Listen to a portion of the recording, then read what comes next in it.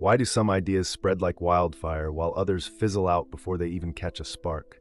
Why does one invention, one movement, one trend suddenly explode, seemingly out of nowhere? Society isn't moved by slow, steady change. It shifts in sudden, dramatic leaps, like a snow-laden mountaintop holding still until one final flake sends an avalanche roaring down the valley. That moment, when everything flips, when the improbable becomes inevitable, is what Malcolm Gladwell calls the tipping point. Think about it. Crime in New York City, once rampant, mysteriously plummeted in the 1990s. A little-known shoe company named Nike turned a simple slogan, "Just do it," into a global mantra. A bucket of ice water, dumped on people's heads, raised over $115 million for ALS research.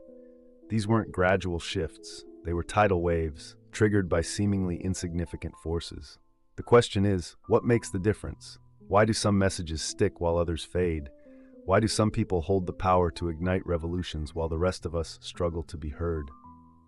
The truth is, ideas, trends, and even human behavior don't spread randomly. There's a science to it, a pattern, a formula, and once you understand it, you can harness it. You can spark change. You can engineer virality. You can turn the smallest ripple into a tidal wave. But be warned, what you're about to hear might challenge everything you thought you knew about influence, persuasion, and social change. Every revolution, every mass movement, every cultural shift has a breaking point. A moment when everything changes, not gradually, but all at once. This is the tipping point, the invisible threshold where an idea, behavior, or trend moves from the fringes to the mainstream in an instant. Think of a single domino. Push it, and nothing extraordinary happens. But align 1,000 of them, each slightly larger than the last, and suddenly, with one gentle nudge, the entire sequence topples, building momentum, growing in force until the last piece crashes down with unstoppable power.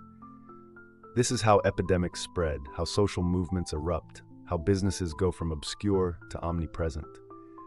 Not through slow, predictable growth, but through a precise chain reaction that reaches a critical mass and detonates.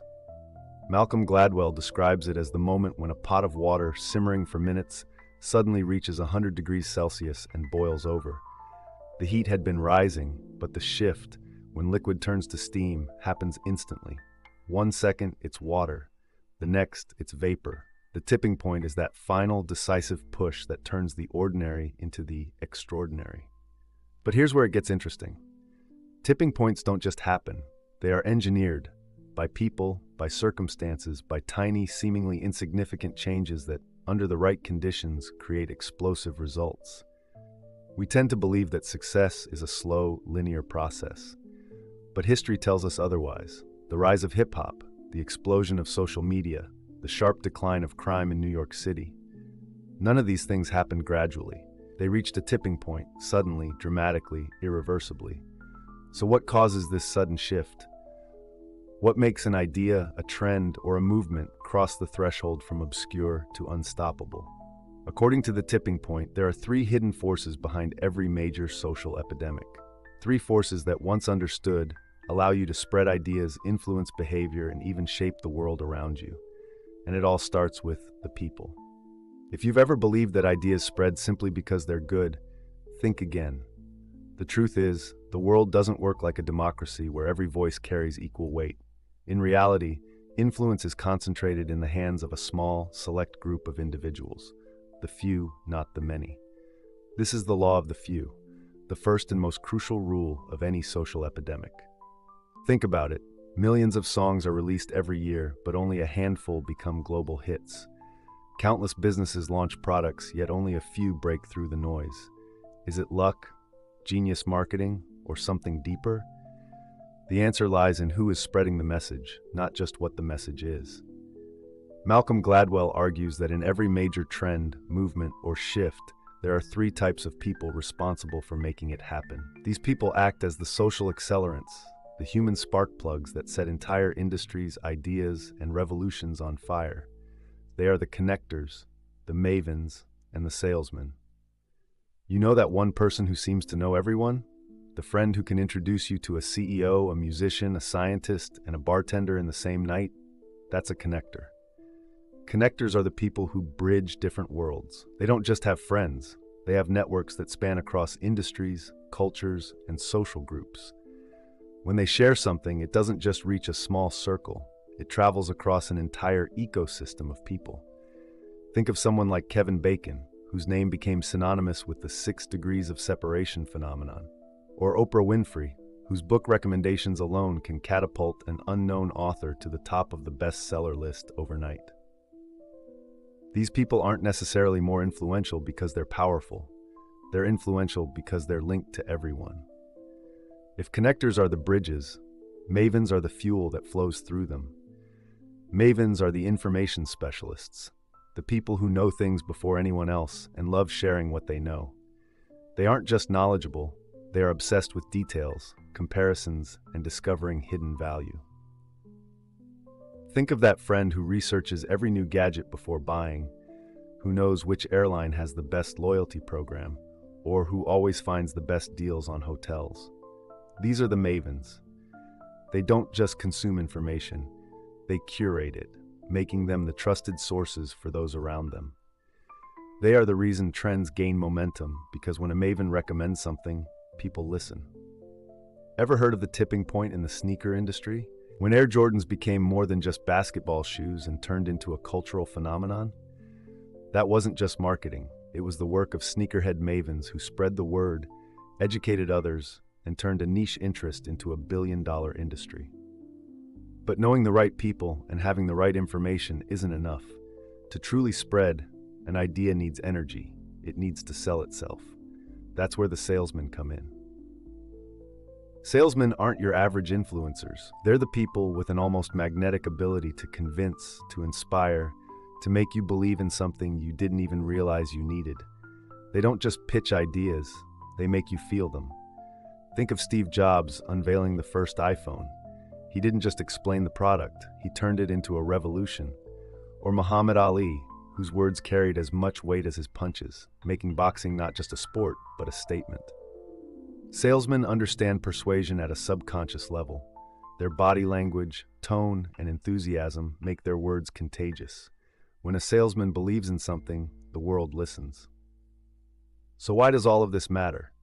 Because if you're trying to spread an idea, launch a movement, or build a brand, you don't need everyone, you just need the right few. The connectors will get your message into the hands of the masses. The mavens will make sure it has depth, credibility, and real value. And the salesmen, they'll make sure people actually care. Every major movement, whether it's a viral trend, a political campaign, or a cultural shift, can be traced back to these 3 groups. They are the catalysts, the ones who take something small and turn it into something unstoppable. But even the most influential people can't make a message spread unless that message is sticky, memorable enough to take hold in people's minds and never let go. And that's exactly what we're about to uncover next, the stickiness factor. Think about the last thing you couldn't get out of your head. Maybe it was a catchy jingle from a commercial, a line from a movie, or a viral TikTok trend that somehow lodged itself into your brain like a splinter. The question is, why? Why do some ideas stick while others fade into oblivion? Why do certain messages embed themselves so deeply in our minds that we remember them years, even decades later? This is what Malcolm Gladwell calls the stickiness factor, the second law of social epidemics. If the law of the few explains who spreads an idea, the stickiness factor explains why that idea stays with us. It's not just about reaching people, it's about making sure they remember. And here's the kicker. The difference between a forgettable idea and a viral sensation is often something incredibly small. One tiny tweak, one unexpected detail, one simple shift that turns an ordinary message into an obsession. Our brains are wired to latch onto things that trigger emotion, curiosity, or surprise. The more an idea engages us, whether through repetition, storytelling, or shock value, the more likely it is to stick. But the real magic happens when stickiness is engineered, when brands, creators, and movements deliberately design their messages to be unforgettable. Take Sesame Street, for example. In its early years, children's television was mostly passive, bland characters, long-winded lessons, and little engagement. But then, researchers discovered something game-changing. Kids learn better when education feels like entertainment. So, they injected humor, repetition, and fast-paced edits, making sure every lesson was sticky. The result? A show that's been shaping young minds for over 50 years. Or consider Blue's Clues, another children's show that revolutionized learning. Instead of the rapid-fire pacing of Sesame Street, it slowed everything down. One topic, one story, one question, repeated 5 times throughout the episode. That single change, just slowing down, made retention skyrocket. Stickiness isn't just about what you say, it's about how you say it. Remember the Got Milk campaign? It was one of the most successful ad slogans of all time, not because it praised milk's benefits, but because it focused on the absence of milk. It made you feel what life would be like without it. That emotional connection, that void, was what made it unforgettable. And what about viral internet challenges? The Ice Bucket Challenge for ALS, the Mannequin Challenge, the Harlem Shake. These weren't just random fads. They had a formula, a simple, repeatable action plus social participation, an emotional hook. That's why they spread like wildfire. And then there's storytelling. Humans are hardwired to remember narratives far better than facts. That's why Nike doesn't sell shoes, they sell greatness. Apple doesn't sell gadgets, they sell a rebellion against the status quo. The stories behind these brands aren't just messages, they're movements. So, how do you make an idea, a brand, or a message sticky? The human brain is designed to ignore the ordinary. If something surprises us, we pay attention. That's why headlines like "This simple trick will change your life" work, even when we know they're clickbait. Our curiosity won't let us ignore them. People don't remember facts, they remember how something made them feel. This is why charities show heart-wrenching stories instead of statistics, because emotion drives action. Abstract ideas don't stick. The best messages use vivid imagery. A diamond is forever, finger-licking good, melts in your mouth, not in your hands. These aren't just slogans, they're sensory experiences. The best ideas spread because they are easy to repeat. Nursery rhymes, slogans, memes, all of them have a built-in rhythm or simplicity that makes them effortless to pass along. Every movement, every brand, every viral sensation that ever mattered had one thing in common. It wasn't just seen or heard, it was felt. It left an imprint, an echo in people's minds that refused to fade. But even the stickiest idea won't take off unless it's in the right environment. Timing, setting, and context can make or break a trend. And that brings us to the third and final rule of social epidemics, the hidden force that determines whether an idea thrives or dies, the power of context. Have you ever walked into a room and immediately felt a shift in your mood? Maybe it was the lighting, the music, the way people were dressed, something subtle but powerful enough to alter your state of mind without you even realizing it. Now imagine that same invisible force working on a much larger scale, shaping entire societies' behaviors and trends. This is the power of context, the third and final rule of social epidemics. We like to believe that we are independent thinkers, that our decisions are based on logic, reason, and personal choice, but the truth is far more unsettling. Who we are, what we do, and what we believe aren't just shaped by us, they are shaped by our environment. Change the context, and you change the outcome. This isn't just a theory, it's a law of human behavior. Let's go back to the early 1990s. New York City was drowning in crime. Muggings, assaults, graffiti-covered subway cars, an overwhelming sense of lawlessness.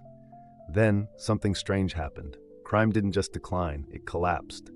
Homicides dropped by over 50%. Violent crime plummeted. And it wasn't because of mass arrests or sweeping policy changes. It was because of small, almost trivial adjustments in the city's environment. The NYPD, following a theory known as the broken windows theory, decided to tackle the little crimes first: vandalism, fare evasion, public disorder.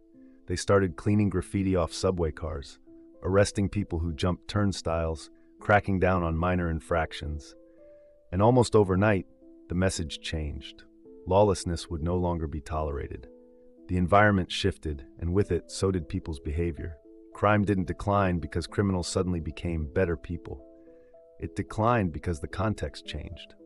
If you think context only influences small decisions, think again. In the 1970s, a psychology experiment at Stanford University took a group of ordinary college students and split them into two roles: prisoners and guards. Within days, These perfectly normal young men, who had never shown signs of cruelty before, began acting like actual prison guards, humiliating and abusing their prisoners. The experiment was so disturbing that it had to be shut down early. The lesson? People don't just act according to their personalities. They act according to their environment. Put good people in a bad context and bad things happen. Put ordinary people in extraordinary conditions and extraordinary things happen. Context isn't just a background factor, it is the hidden force that dictates human behavior. Ever wonder why some fashion trends take off while others fail? Or why some restaurants suddenly become the it spot overnight? Context. A clothing trend might start because a few celebrities wear it, but it explodes when it hits the right social moment. Take Crocs, for example. Once ridiculed, they became a billion-dollar brand not because they changed the product, but because the context changed. Gen Z embraced irony, comfort became a priority, and suddenly, ugly was cool. The same is true for food trends. Think about the rise of avocado toast. The avocado didn't change, toast didn't change, but the context did. Health consciousness surged, Instagram culture favored photogenic meals, and suddenly a basic breakfast item turned into a cultural phenomenon. If you want to create change, you don't just need a good idea, you need the right conditions for that idea to thrive. The best businesses, the most successful movements, the biggest trends all understand that timing, setting, and atmosphere matter just as much as the message itself. So how do you apply the power of context? If you want people to behave a certain way, design the environment to encourage that behavior. A cluttered desk creates a cluttered mind. A well-lit, organized store increases sales. Apple stores aren't just shops. They're curated experiences designed to make you feel inspired. People are more likely to follow trends when they see others doing the same. This is why scarcity works, why limited time offers, long lines outside exclusive clubs, and only 3 left in stock messages make us want things more. Context can create urgency and demand. A change in perception is often a change in context. Tesla wasn't just selling cars, they were selling a revolution. Starbucks wasn't just selling coffee, they were selling a third place between work and home. By shifting the context, they made people care. The world doesn't change one person at a time, it changes when the conditions are right. Whether it's reducing crime, launching a viral product, or shifting public opinion, the key isn't just what you do, but where and when you do it. And that's the ultimate truth of the tipping point. Big change doesn't come from big efforts. It comes from small strategic shifts. The right people, the right message, the right context. Get those 3 things in place, and you don't just create influence, you create a movement. We've been taught to believe that change happens slowly, that progress is a long, uphill battle requiring massive effort, grand strategies, and years of persistence. But what if that's wrong? What if the biggest changes in history weren't the result of massive overhauls, but tiny, almost invisible shifts? What if the smallest tweaks could set off a domino effect so powerful that the world itself transforms overnight? This is the final, most important lesson of the tipping point. The idea that small changes, when applied strategically, don't just create progress, they create revolutions. Take the story of one of the most profitable changes in e-commerce history. An online retailer made a single adjustment to their checkout process. They added a button, just one button, labeled Continue as Guest. Before that, users had to create an account before purchasing. It was a small inconvenience, barely a barrier, but when they removed that requirement, sales exploded. That one button alone generated over $300 million in additional revenue within a year. No rebranding, no expensive ad campaign, no major product innovation, just a single, tiny tweak that eliminated friction.